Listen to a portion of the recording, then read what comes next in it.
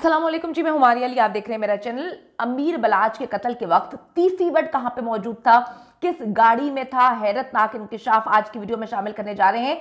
तीफी but का family member भी दूसरी गाड़ी में पकड़ा गया, यानी कि वो भी वहां पर मौजूद था। अमीर बलाच कत्ल केस में तमाम अंदाजे जितनी भी चीजें थी वो अभी तक गलत साबित हुई हैं। एहसन शाह ने पैसे के लिए कत्ल नहीं करवाया है, ना पैसा ना दुश्मनी, फिर क्या चीज थी? आज की वीडियो में हम इस पर बात करेंगे। अमीर बलाच कत्ल केस में दो नई हैरानकुन डेवलपमेंट्स जो हैं वो सामने आई हैं। शादी की तकरीब में तीफी बट की शमूलियत की खबरें फैलाई जा रही हैं। क्या तीफी बट खुद अमीर बलाच को कत्ल करने के लिए वहां पे मौजूद था, या फिर वो खुद अपनी आंखों से उसको मरता हुआ, उसको तड़पता हुआ और जो इर्द गिर्द उसके भाई और फैमिली मेंबर से उनको तकलीफ में देखना चाहता था, क्या वो ये खुद विटनेस करना चाहता था?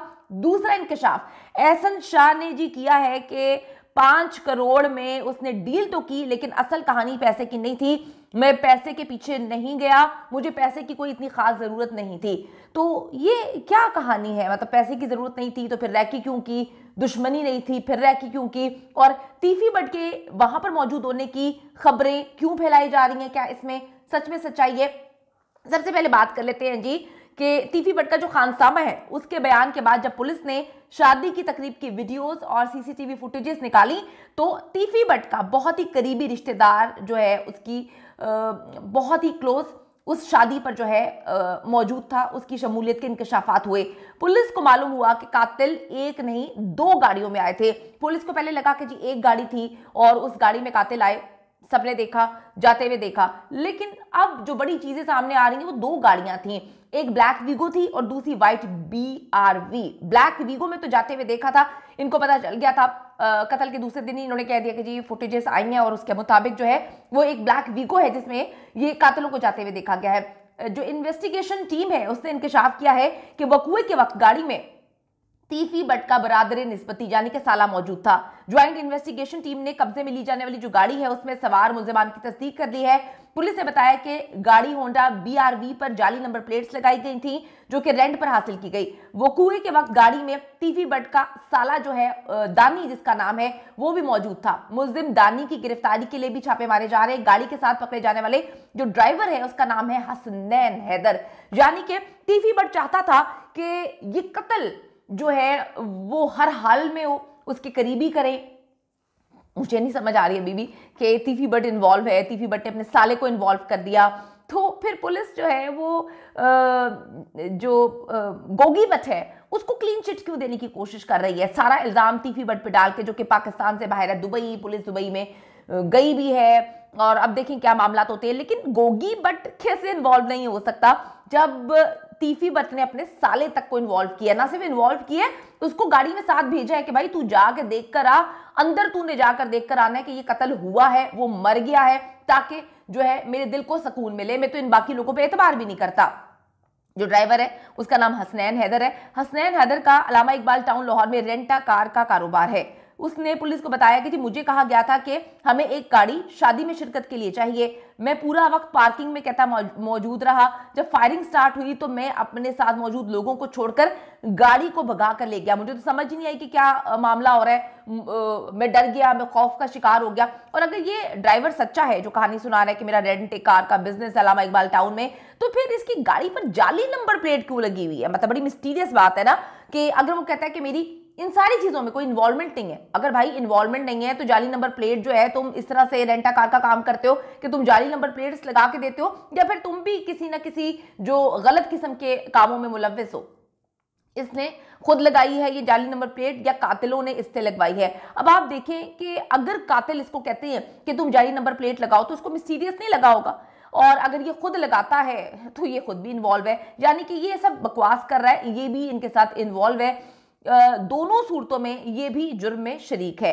इसकी गाड़ी में जी तीफी बट के साले की मौजूदगी से ये कंफर्म होता है कि तीफी बट ने ये काम अपने बहुत ही करीबी लोगों को सौंपा हुआ है। इतने करीबी लोगों को, यानी कि साले से बड़ा और कोई रिश्ता हो सकता है, साले को उसने इन्वॉल्व कर दिया इन सारे मामलात में। और वो गोगी बट जो है गोगी बट जिसकी मर्जी के बगैर तीफी बट साहब जो है पानी भी नहीं पीते, तो अजीब सी मिस्टीरियस कहानी सुना रहे हैं कि जी गोगी बट का कोई लेना देना नहीं है।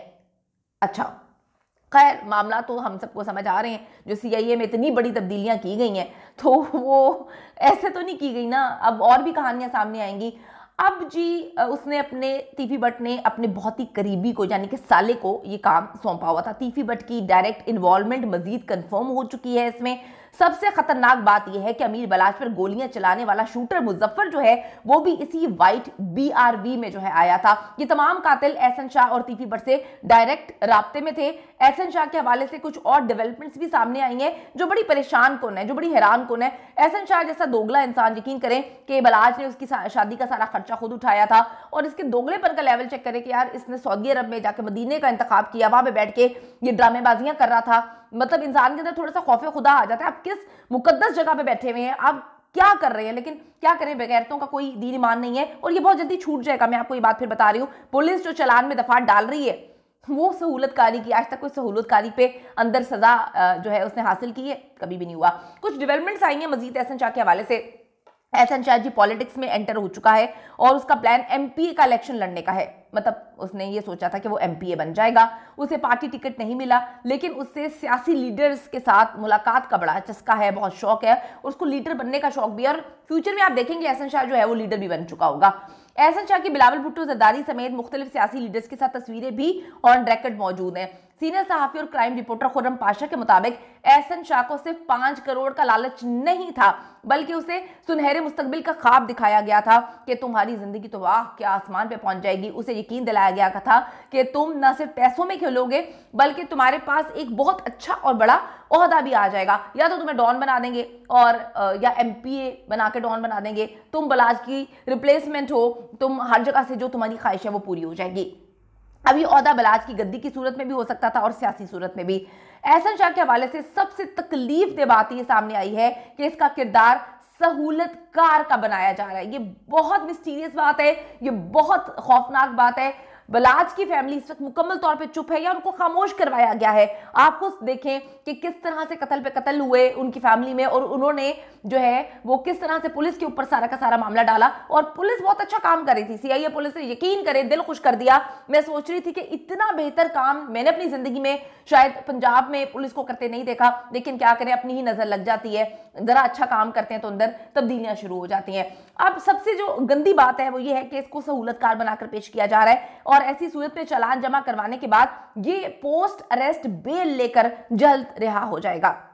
क्योंकि ये डायरेक्ट कत्ल का मुल्जिम नहीं है, इसीलिए जमानत मिलना बहुत ही आसान हो जाएगा इसके लिए। यानी आप अंदाजा करें कि ऐसा सांप एक बार फिर से सोसाइटी का हिस्सा बनेगा, सोसाइटी का हिस्सा बनकर सोसाइटी को डसने के लिए तैयार हो जाएगा, फिर आगे चल के एमपीए भी बन जाएगा, फिर आगे चल के जो है किसी जो पॉलिटिकल पार्टी के साथ जो है कोई पोजीशन भी मिल जाएगी, कहीं पे इलेक्शन भी खड़ा होकर लड़ लेगा। हमारे यहाँ पे इलेक्शन लड़ना और जीतना कोई मुश्किल चीज तो नहीं रही। इस इलेक्शन ने बहुत सारी चीजों को साबित कर दिया है कि भाई आहो ठीक है। अब आप ये देखें कि कितनी तकलीफ से गुजर रही होगी इस वक्त बलाच की फैमिली। एक उनका बेटा कत्ल कर दिया, दूसरा अपना ही दोस्त सांप निकल आया, तीसरा तीफी बट ने ही कत्ल किया, फिर तीफी बट मुल्क से बाहर है, फिर गोगी बट को क्लीन चिट दी जा रही है। गोगी बट को जो है वो पकड़ भी लेंगे या पकड़ा भी हुआ तो उसको छोड़ दिया जाएगा, उसको बेल मिल जाएगी। जो इस तरह से कहानियां डेवलप हो रही हैं ये बड़ी मिस्टीरियस चीजें हैं, बहुत ही खौफनाक हैं। खौफनाक चीजें तो और भी बहुत सामने आ रही हैं, लेकिन वो किसी अगली वीडियो में इस पर बात करेंगे। लेकिन आप लोग दुआ करें कि इस मुल्क में इंसाफ मिलना शुरू हो जाए ताकि लोग खुद इंसाफ के असूल के लिए फिर गलत कामों में मुलव्वस ना हो।